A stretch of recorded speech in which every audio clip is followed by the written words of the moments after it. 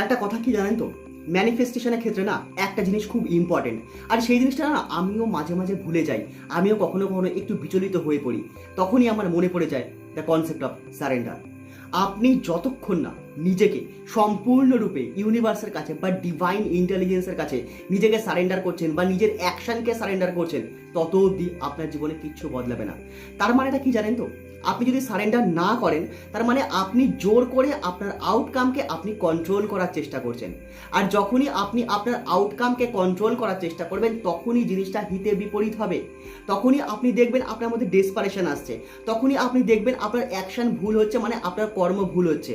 আর যখন আপনার কর্ম ভুল হবে আপনার কর্মফলও কিন্তু ভুল আসবে বা খারাপ আসবে বা নেগেটিভ আসবে। আপনি কি সেটা চান? আমি জানি আপনি কেন, আমরা কেউ সেটা চাই না। তাহলে আমাদের কি করতে হবে? সারেন্ডারিংয়ের কনসেপ্টটা সঠিকভাবে ইউজ করতে হবে। যে মুহূর্তে আপনি ইউনিভার্সের কাছে বা ডিভাইন ইন্টেলিজেন্সের কাছে নিজেকে সারেন্ডার করবেন না, সেই মুহূর্ত থেকে দেখবেন আপনার জীবন বদলানো শুরু হয়ে গেছে।